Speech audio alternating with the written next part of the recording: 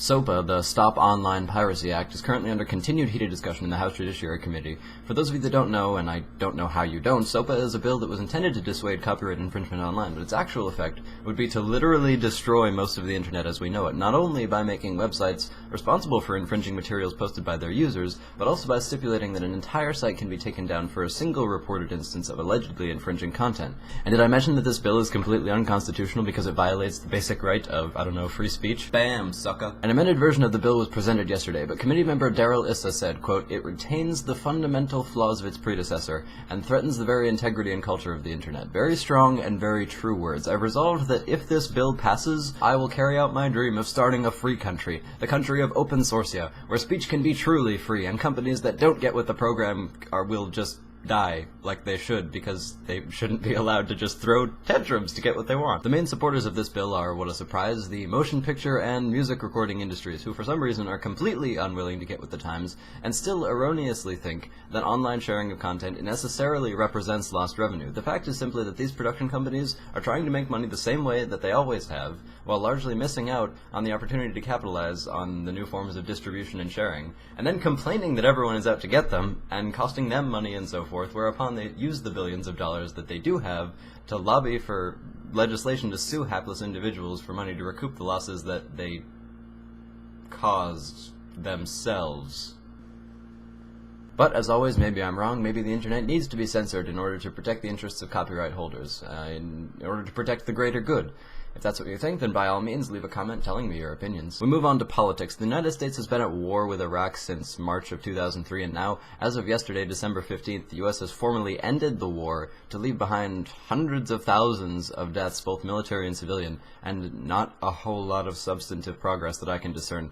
And I'm usually quite good at, discerning things. I was an early opponent of the war, in part because I like to think I'm quite familiar with the political situation in the region. I was born in 1991 during the Persian Gulf War, which, if you don't know, was the United Nations' response to Iraq's invasion and annexation of Kuwait. If I had been more than -6 months old at the time the war started, I probably would have supported it, but as it was, I was only about 8 centimeters long, weighed like 30 grams, and had just developed eyelids, so cut me some slack. I found it very interesting to learn that of all the major media outlets to oppose the war, Oprah was actually the first. In the fall of 2001, she did a show called Is War the Only Answer?, which actually sparked vicious hate mail filled with pure vitriol decrying her lack of patriotism, and she later declined to visit Afghanistan with President Bush, which caused further backlash. It wasn't until a couple of years later that anti-war activists really started saying, "You know, guys, I think this Oprah woman might have a point," enough that she could publicly state that the case for war had not been made. I'm quite interested to know your opinions on the war in Iraq. Was it justified? Was it not justified? Is it more subtle than that? Leave me some comments. Moving along to a different kind of war, the war on drugs. I've just recently found out about a relatively new substance that just appeared within the past few years. It's gaining popularity in Russia. It's called crocodile, or desamorphine technically, and it's really easy and cheap to make. Cheap as in, you can make it with stuff that you get for a few dollars at your local drugstore, and easy as in, I went to the Wikipedia article, which shows the steps for its synthesis, and I actually kind of understood it. And the fact that I actually kind of understood it means a lot of people can figure out more or less how to do it. Don't get too excited. This stuff is used by heroin addicts when they've run out of money for heroin. That is, out of desperation, they turn away from heroin. To say it causes a host of the most horrifying health problems imaginable would be a gross understatement. First of all, desamorphine, more specifically desamorphine in combination with the corrosive byproducts of its clandestine production, is highly, highly poisonous. When you're injecting this stuff, if you miss the vein, you'll get an abscess. Apart from that, the drug causes inflammation of the veins, blood clots, gangrene, and generally severe tissue damage to the point where a user's flesh will literally fall off.